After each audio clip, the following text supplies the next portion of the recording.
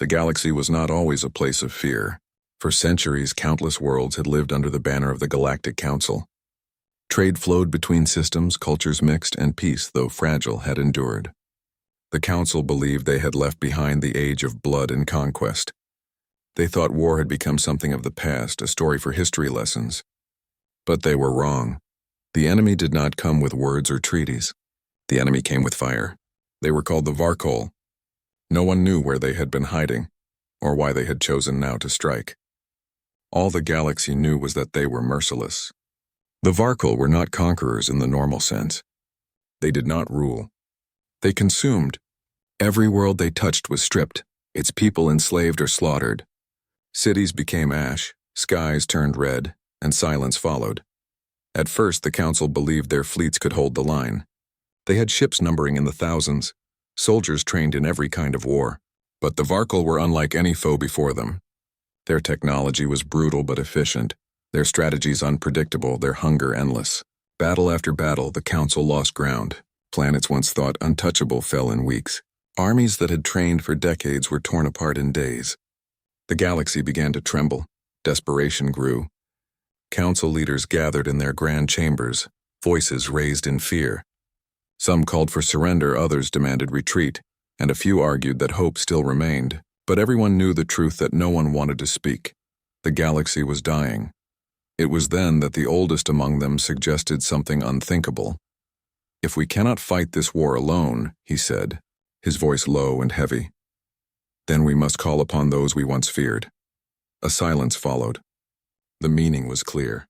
For years, the Council had kept its distance from one young species, a species they had judged too violent, too unstable, too dangerous to truly welcome into galactic society, a species from a death world, a planet so harsh that even surviving a single day demanded strength, cunning, and endless will.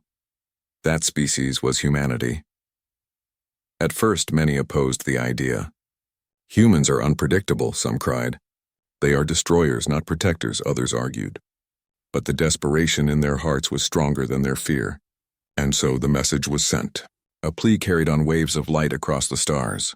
The words were simple, but they carried the weight of countless dying worlds. "We need soldiers. We need warriors. If you can fight, come. The galaxy is burning." The signal spread from system to system until finally it reached Earth. On Earth, the message was played before leaders and generals. Many of them listened in silence, their faces grim. They had always suspected this day might come. Humanity had only recently joined the galactic community, but even in those short years they had seen how fragile peace truly was. Some argued that Earth should remain silent. "This is not our war," they said. "Why should we spill our blood for strangers?" Others answered with a different voice. "If the galaxy falls, we fall with it. Better to fight now than wait for the fire to reach our home." But beyond the halls of power, something stronger moved among the people. The soldiers, the veterans, the men and women who had known war in their own history, these were the ones who stood first. To them, the message was not just a call for help. It was a challenge. Humanity had been shaped by conflict since its first dawn. On a world of raging storms, hungry predators, and violent seas, they had learned to endure. Where other species had crumbled, humans had adapted. Where others sought safety, humans sought the strength to fight. To live on Earth was to battle every day, not just against nature, but against each other.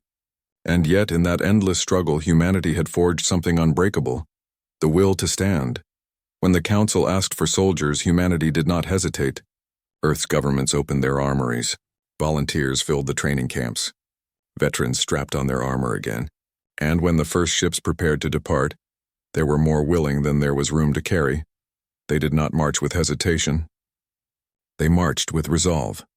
The Galactic Council watched from the world of Kaltris as the first human transports arrived. The counselors expected a few thousand, perhaps a token force. They were wrong. The skies above Kaltris filled with human ships. When the ramps lowered, soldiers poured out, boots striking the metal with thunderous rhythm. Their armor was scarred, their weapons heavy, and their eyes were sharp with a fire few counselors had ever seen before. These were not the gentle soldiers of the Council armies. These were warriors who had faced death 1,000 times and learned not to fear it. They moved with discipline, but also with hunger. They carried themselves not as protectors of peace, but as hunters preparing for the storm. Whispers spread through the watching crowd. Deathworlders. The word carried both fear and awe. For so long, humans had been held at arm's length. Now they stood before the galaxy not as outsiders, but as its final hope. Among them walked their leader, General Tarek. His face was scarred, his eyes cold, yet steady. When he spoke, his voice carried like iron. "You called for soldiers," he said. "We are here. You will not find mercy in us. You will find fighters who do not break. Show us where to stand." Some counselors trembled, some wept with relief. And in that moment, every heart knew. The galaxy had asked for soldiers, but what Earth had sent was something far more. The sun rose over Xeris, casting pale light over a battlefield still smoking from the night's fury. The humans moved among the ruins, tending the wounded, repairing weapons, and reinforcing their makeshift barricades. They had fought the Varkol through fire and shadow, yet their spirits remained unbroken. Kara knelt beside a fallen comrade, a young soldier who had been struck by a Varkol blade. She pressed her hands over his chest, murmuring words he barely understood. Around her, others carried bodies to safety, their faces grim but determined. For humans, every life mattered and no sacrifice was forgotten. Alien soldiers watched silently. Many had never seen care so fierce in the midst of war. They marveled at the humans' resilience, the way they fought with fury and yet in the same heartbeat showed compassion. Some whispered among themselves, saying quietly that perhaps this was why the humans were so dangerous, not just because of what they could do, but because of what they valued. General Tarek gathered his commanders in the remains of a shattered hall. Maps were spread across a table of stone marked with red lines showing the enemy advance. "The Varkol will regroup," he said, his eyes scanning each officer. "They will strike where we are weakest. We must be ready, not just to survive, but to turn the tide." A young lieutenant hesitated. "Sir, their numbers are greater than ours." "We cannot hold them forever." Tarek's gaze was sharp. "Then we fight smarter. We fight harder, and we fight together. Do not mistake our numbers for weakness. The Varkol do not understand what they face. They have never fought humans born of Deathworlds." The next attack came within hours. The Varkol had learned from the first battle. They sent swarms to flank the human positions, hoping to break their lines before dawn. But the humans were ready. They had turned the ruins into traps, using debris, collapsed buildings, and fire as weapons. Kara and her squad waited in the shadows, hidden among shattered walls. When the Varkol approached, the humans struck like predators, their screams echoing across the wasteland. They were relentless, their attacks precise and terrifying. The Varkol faltered. Some fell, some retreated, and some fled in panic. Alien soldiers, seeing this, began to rally, gaining courage from the humans' fearlessness. For the first time, the Varkol were no longer the unstoppable force the galaxy had feared. Kara's squad pushed forward, moving through smoke and ruin. She swung her blade with fierce determination, cutting through enemy ranks. Every time she struck, she remembered her home on Earth, the rivers, the cities, the people she had loved and lost. Each memory fueled her rage and her resolve. Hours turned to days. The humans held Telvar, and slowly they began to reclaim it. The Varkol, frustrated and enraged, launched wave after wave of attacks. Yet the humans adapted. They learned from every strike, countering the enemy with traps, ambushes, and guerrilla tactics. Their skill grew, their unity strengthened. The council observers were astounded. They had expected bravery, yes, but not this level of cunning and endurance. Humans were not only surviving, they were reshaping the battlefield itself. Streets that had been lost became strongholds. Ruined buildings were converted into towers for snipers and artillery. Every corner was a death trap for the Varkol. In one alley, Kara found herself surrounded, a group of Varkol closing in. Her weapon jammed, and she knew she could not fire fast enough. Yet she did not panic. She remembered the training, the countless battles on Earth, the lessons of survival. With a scream, she leapt, rolling into a shadowed doorway, taking out enemies with her blade and fists. Her squad arrived moments later, joining the fight, and together they turned what could have been a death into victory. By the fifth day, news spread across the battlefield. Humans were pushing back. Even the Varkol began to fear the name Terran. Soldiers whispered it, commanders cursed it, and the air itself seemed to carry the weight of the humans' presence. The council sent reinforcements to assist, but humans often acted alone, striking deep into the enemy ranks, sabotaging their supply lines, and taking positions that others could not hold. Every move they made was a statement. Humans were not here to survive, they were here to fight, to win, and to ensure the galaxy survived with them. Yet even in victory, there was cost. The humans had lost many comrades. Every fallen soldier was mourned, honored, and remembered. On Earth, such sacrifices were never forgotten. The alien observers saw this and realized that humanity's strength came not just from combat skill, but from love, loyalty, and a refusal to abandon one another. One evening, after a long day of battle, General Tarek addressed the assembled soldiers. The fires of the ruined city cast long shadows across his scarred face. "Look around you," he said. "See the destruction. See the lives lost. But also see this. See what we have done. We have held. We have fought. We have proven that even in the face of overwhelming odds, we do not break. Remember this, soldiers. We are Deathworlders, and death does not define us, our courage does." The humans cheered, their voices carrying across the ruins. The aliens watched, moved by something they could not fully understand. It was not just victory they celebrated. It was the spirit of a people who had refused to bow to fear. And so, the first true turning point in the war came not from fleets or fleets of technology, but from humans, warriors from a death world unyielding and fierce. The Varkol had met the enemy they could not crush. The galaxy had met the soldiers it had not dared hope for. In the ruins of Telvar, humanity's legend had begun. The Terran name would echo across the stars, a promise of survival, courage, and fury that could not be denied. The sun rose over Telvar, but it brought little warmth to the city of ruins. Smoke curled into the sky, and the stench of burned metal and scorched flesh filled the air. The humans moved among the rubble, tending to the wounded and searching for survivors. Every face was tired, every body a little heavier from exhaustion, yet no one slumped in despair. Kara walked through the streets, her boots crunching on broken stone. She paused at a collapsed wall, looking at the remains of a young alien soldier she had been trying to save. She felt a heavy ache in her chest. She knelt, brushing dust from his armor, whispering words she did not know if he could understand. Around her, others were doing the same, lifting bodies, patching wounds, comforting the terrified. The alien observers had never seen anything like this. For them, war was cold and efficient. Kill or be killed, destroy or retreat. But the humans did not leave anyone behind. They mourned in the middle of battle. They cared for the weak, and they carried the weight of loss as if it made them stronger, not weaker. General Tarek moved among the soldiers, inspecting defenses, giving orders, and quietly acknowledging those who had fallen. He spoke to no one in particular, but every soldier felt the weight of his words. "We fight not because it is easy," he said, "but because we must. Every life we save, every step we hold matters. We are Deathworlders. We do not break. We endure." The Varkol regrouped. They had not expected humans to hold Xeris. Their frustration was palpable as they sent wave after wave of attacks. Yet the humans adapted. Every new tactic brought a sharper counter. Barricades were reinforced, ambushes laid, and ruins transformed into deadly traps. Alien commanders watched in awe as humans turned every disadvantage into strength.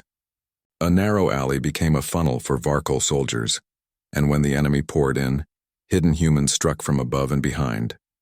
Streets became maze-like death traps, and even the Varkol began to hesitate. Fear had never touched them, until now. Kara led a small group through one of these alleys.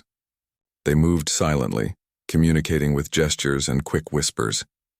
When the Varkol appeared at the far end, the humans attacked as one, their blades flashing in the firelight. Each strike was precise, each move deadly. They took the enemy by surprise, and for a moment the streets seemed to belong to them. Yet victory was always paired with loss. Kara's squad counted bodies and realized 2 of their own were gone. She felt the familiar pang of grief but pushed it aside. On Earth, she had learned that mourning was necessary, but it could not stop you from surviving the next moment. At night, the humans gathered to honor their fallen. They built small cairns of stone and placed weapons atop them, lighting candles or small fires where possible. The aliens joined reluctantly, awkward with the ritual, but the humans' solemnity inspired them. It was not only a tribute, it was a promise. Every death mattered. Every life was remembered. The council observers noted something remarkable. Humans grieved, but they did not falter. They fought harder, moved faster, and protected one another more fiercely because of the losses. Where other species might have been broken by despair, Humans became stronger. Their determination sharpened. General Tarek addressed his soldiers that night. "Look at what we have done," he said, his voice carrying across the camp. "We have faced death and stood taller than anyone could imagine. Every comrade we have lost will guide us in the next fight. This is how humans endure. This is how humans win." The soldiers cheered quietly, a soft sound of resolve rather than triumph. They knew more battles were coming. They knew the Varkal would return stronger, crueler, and more numerous. But still they would fight. In the days that followed, humanity's influence on the battlefield became clear. Alien troops who had once hesitated began to emulate their tactics. They learned from the humans' cunning, their ability to turn every weakness into strength. Hope returned to the Council armies. It was fragile, but it was real. Kara found herself talking to one of the younger alien soldiers, a small being with trembling hands. "You have courage," she said softly. "You will fight and you will survive. Trust yourself, trust your team. We are here for you." The alien looked at her wide-eyed. I never thought I could survive this war," he said. "But you, humans, you show me it is possible." Kara nodded, feeling the familiar pride and sorrow that came with survival. Humanity had faced death for centuries on Earth. Now on Xeris, they were teaching an entire galaxy to endure. By the end of the week, the humans had driven the Varkal back from key positions in Telvar. The city was still ruined, but hope had returned. Every battle had its cost, yet every victory reminded the galaxy that humanity was different. They were relentless, adaptable, and fiercely loyal, not just to their own but to anyone who stood beside them. The Council realized something profound. These Deathworlders were more than soldiers. They were symbols, a living testament to the idea that strength came not just from weapons or fleets, but from heart, unity, and courage. General Tarek watched the sun set over the smoldering ruins, his armor streaked with soot and blood. He knew the war was far from over, but he also knew something no counselor could ignore. Humanity had arrived. They had changed the tide of the battle and perhaps the fate of the galaxy itself. And as the fires of Telvar burned into the night, the humans stood together, scarred, grieving, but unbroken, ready to face whatever the Varkal would throw at them next. The galaxy was learning a lesson it would never forget. When humans fought, hope could not be destroyed. The Varkal retreated from Telvar, but they did not disappear. They retreated only to regroup, to learn, and to strike again with greater force. Across the galaxy, word of the humans' victory spread like wildfire. Planets that had once trembled in fear began to send messages of hope. Terran soldiers, the humans, were coming. On Yelren, a swamp-covered world filled with poisonous gases and deadly predators, the Council prepared for the next battle. The locals had given up hope, expecting only death and destruction. But when the humans arrived, the aliens' hearts lifted. They were not soldiers in the usual sense. They were survivors from a world where every day was a fight against death itself. They carried the fury of Earth with them, and it was contagious. Kara and her squad moved through the thick, toxic air of Yelren, their masks filtering the deadly fumes. They climbed jagged cliffs and crossed poisonous marshes. The Varkal had established ambushes, expecting the humans to falter in the alien environment. But they did not. The humans adapted, using the swamp's hazards to their advantage. They turned the poisoned water into traps, set up hidden vantage points, and used the native predators as unwitting allies. Alien soldiers who followed them learned quickly. The humans did not wait for the enemy to strike. They attacked first, striking with precision and brutal efficiency. Their courage inspired the Council forces, giving them strength they had not felt since the war began. Meanwhile, the Varkal grew fearful. They had faced the strongest armies, fleets, and generals, yet they could not crush the humans. On Cyrath, a belt of icy asteroids, they attempted to use vacuum itself as a weapon. But humans adapted. They fought in the frozen void with courage that defied reason. Using tether lines, magnetic grapples, and sheer will, they turned the environment into an ally. For the Varkal, it was terrifying. They began to whisper the human's name in fear. Terran. Kara watched the battle from a shattered asteroid station, her armor streaked with frost and soot. Around her, human squads moved in perfect coordination, striking at weak points, rescuing wounded allies, and taking positions thought impossible to hold. Every action carried a lesson. The aliens fighting alongside them began to change. They mimicked the humans' methods, growing bolder and more confident. One young alien soldier, trembling at first, later approached Kara. I have never felt this brave, he said. Watching you fight, I feel like I can survive anything. Kara nodded, knowing that this war was not just about defeating the Varkal, it was about teaching the galaxy to endure. In every battle, the humans left a mark. On the desert world of Taris, they fought through sandstorms and collapsing cities. On the volcanic moon of Rax, they ran across lava flows, striking Varkal positions that others could not reach. Their courage became legendary. Even those who had never seen them spoke of the Terran Deathworlders with awe and reverence. The Council began to rely on them more heavily, sending them into the most desperate situations. And every time the humans emerged victorious. Their methods were often unorthodox, their tactics unpredictable.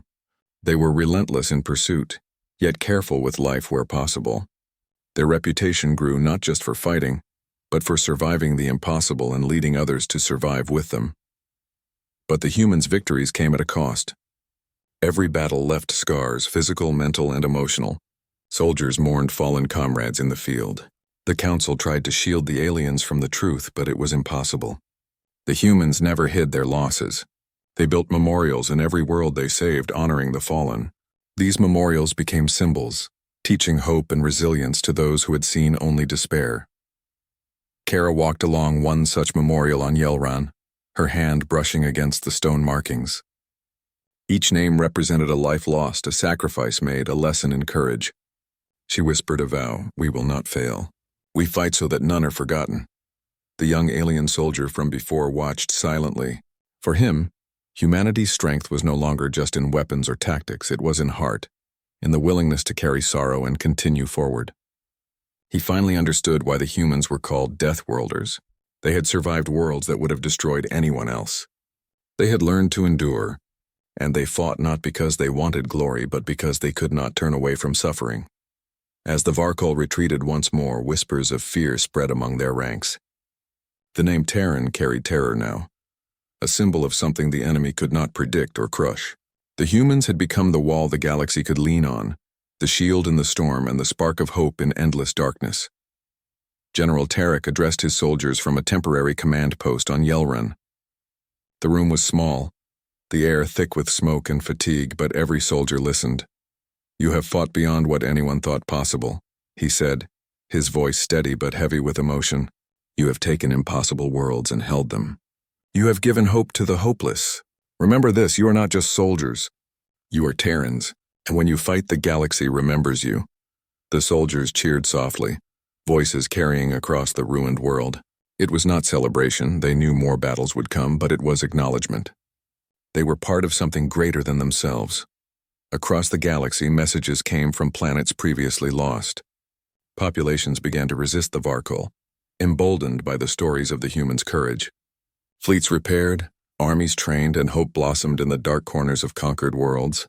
Humanity's legend was not just their victories, it was the inspiration they left behind.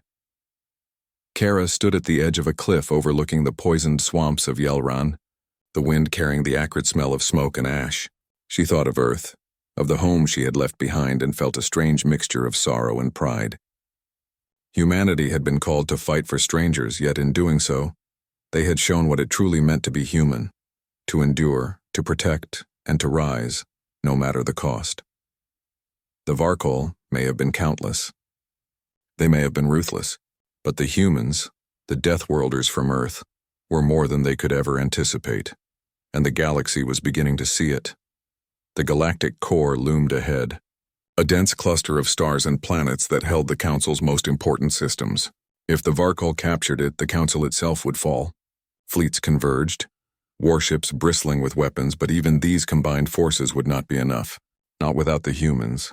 Human transports descended first, cutting through the void like silver streaks. Soldiers stepped onto the surface of the central command planet, their armor scarred, their eyes tired but burning with determination. General Tarek led them, standing taller than anyone, his gaze fixed on the horizon where the Varkal fleets gathered. "This is the moment we've been preparing for," he said to his officers. Everything we fought for, everything we've lost comes to this. Remember who you are. We are Deathworlders, and death does not frighten us. The council officers watched, some with awe, some with fear. They had seen the humans fight impossible battles before, but nothing could have prepared them for the final stand. The Varkol struck first, a wave of destruction crashing across space like a tidal storm. Ships exploded, debris tumbled, and the battlefield became chaos incarnate. Yet the humans did not panic. They had faced annihilation before. On worlds no alien had survived. Their instincts, honed by a planet that refused weakness, guided them with precision. Kara led a squad across the cratered plains, dodging fire and leaping over wreckage. Every step was measured, every action purposeful. Around her, humans and aliens alike fell, yet the living pressed forward. Fear existed, yes, but it was a tool, not a master. The humans used it to sharpen their focus, to drive their fury. In the middle of the battlefield, General Tarek raised his blade high. His voice echoed across the comm networks. Today we show them what it means to fight not for conquest, not for power, but for life itself. Stand, Deathworlders. Stand for the galaxy. The humans roared their answer, a sound of fire and resolve, of fury and hope combined. Across the battlefield, alien soldiers found courage they did not know they possessed, inspired by the humans' fearlessness. The fighting was unlike any seen before. The Varkol came in endless waves, their weapons designed to crush, their tactics brutal.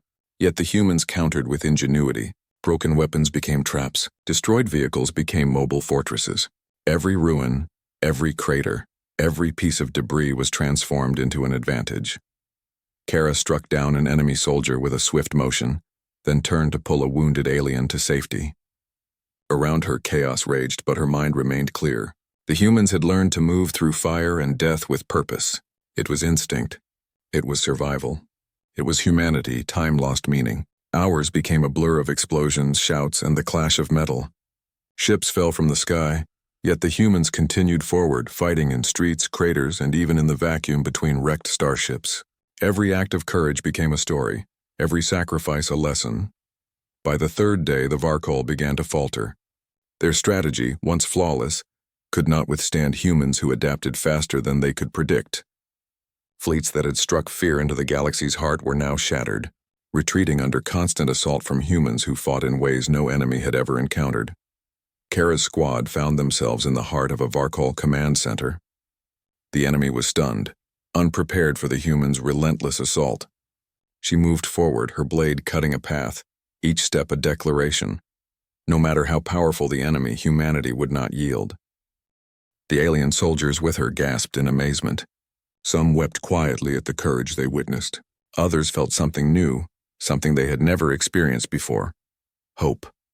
Humanity, they realized, was not just a species. They were a force of nature, unstoppable and unrelenting. Finally, on the fourth day, silence fell. The Varkol fleets were in full retreat. The humans, battered, bloodied, and exhausted, stood tall amidst the ruins of the battlefield. They had survived when no one expected it, turned despair into victory, and held the line where the galaxy itself had nearly crumbled. The council representatives approached cautiously, their faces a mixture of relief and disbelief. They looked upon the humans and saw not just soldiers, but legends. They saw warriors shaped by a world that demanded strength, courage, and unbreakable will. General Tarek addressed them one final time, his voice calm but resolute. You asked for soldiers. Earth sent Deathworlders. Remember us not for how we fought, but for why we fought. We fought for life. We fought for hope. We fought for each other, and that is something no enemy can ever take from us. The council bowed in respect. Across the galaxy, the story of the humans' courage spread, reaching worlds still under Varkol occupation. They carried with them the knowledge that hope could survive even the darkest hour, and that humanity was a wall no darkness could break. Kara walked through the battlefield, stepping carefully over fallen enemies and comrades alike. She felt exhaustion in every muscle, grief in every heartbeat, yet there was also pride, a deep, fierce pride in what they had accomplished. Around her, other humans stood silently, honoring their fallen while preparing to move forward if the enemy returned. The young alien soldier from Yelrin approached her, bowing his head. I will never forget what you have done, he said softly. You have given us courage. Kara nodded, placing a hand on his shoulder.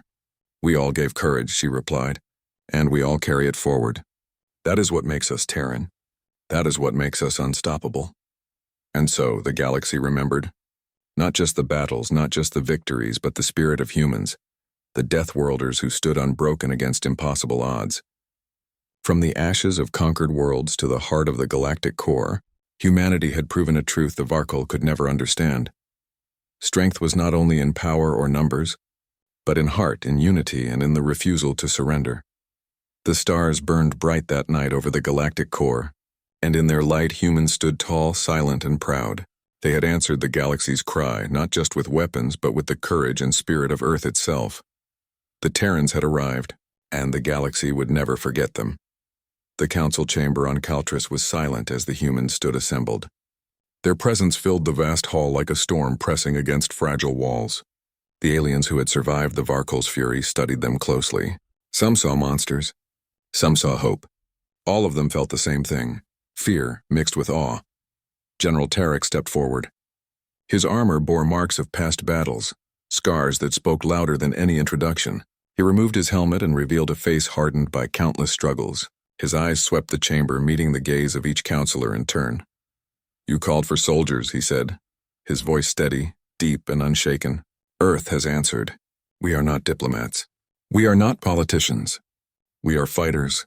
Show us where to stand and we will hold the line."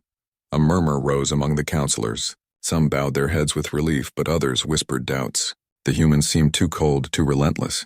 They feared that bringing Deathworlders into this war might unleash something they could not control. Yet the truth was clear. Without these humans, there might soon be no galaxy left to save. The first test came quickly. The Varkol were advancing on Xeris, a once thriving world now reduced to ruins. The Council had sent fleets there before, but none had returned. The aliens spoke of Xeris with dread, calling it cursed, but the humans did not flinch. General Tarek requested only one thing. "Put us where your armies broke," he said. "Let us stand where you could not." The Council hesitated, but in the end they agreed. Humanity's first battle in the Galactic War would be on Xeris. The journey to the ruined world was heavy with silence. Inside the human transport, soldiers prepared their gear. Some checked weapons, some whispered quiet prayers, others simply sat with eyes closed, readying themselves for what was to come. Among them was a young soldier named Kara. She was no stranger to war. Her home city on Earth had been torn apart by conflict years before. She had lost family, friends, and pieces of herself. But still she stood, weapon in hand, ready to fight again. To her, this war was not just for the galaxy. It was for every home she had lost. She looked at the alien allies sitting across from her. Their hands trembled, their eyes wide with fear. Kara leaned forward and gave them a faint smile. "Don't worry," she said softly. "You're not alone anymore." The aliens nodded, though they did not fully understand. But in her voice they heard something stronger than fear. They heard belief. When the ships descended onto Xeris, the soldiers were met by a wasteland. Once the world had been rich with green forests and shining cities. Now it was ash and broken stone. The air was thick with smoke and the ground trembled with distant explosions. The Varkol were already here. The Council armies had once tried to hold the great city of Telvar, but its towers now lay in ruins. It was there that General Tarek ordered the humans to make their stand. They set to work quickly. Where other armies had fled in despair, the humans built defenses. They turned rubble into barricades, broken buildings into fortresses, and shattered machines into weapons. They knew how to fight in ruins. On Earth, wars had raged in cities like this for centuries. For the humans, this was familiar ground. Alien commanders watched with astonishment. The humans did not panic, did not despair. They worked with grim determination as if they had been waiting for this moment all their lives. Then the sky split open. The Varkol descended like a swarm of fire. Their ships rained destruction.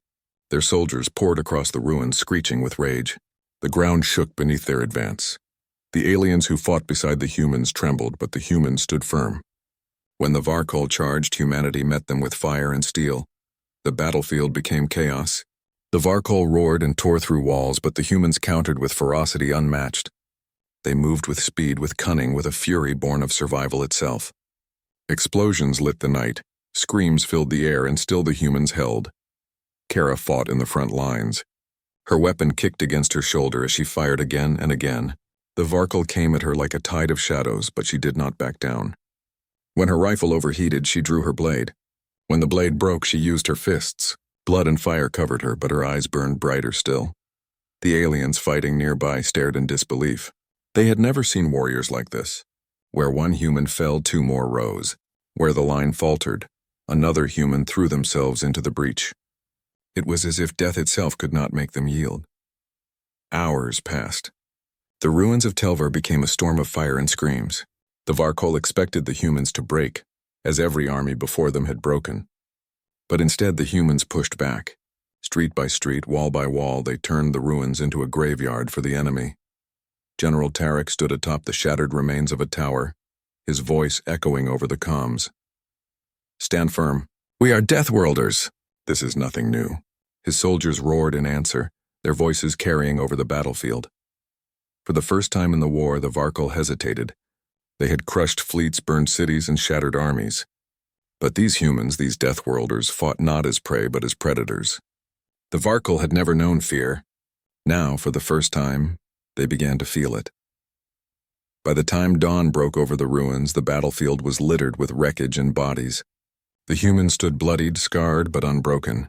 The council observers who had come expecting another defeat instead witnessed something they would never forget. A galaxy that had begged for soldiers had found something else entirely. In the ruins of Xeris, they had found warriors who could not be broken. They had found Deathworlders,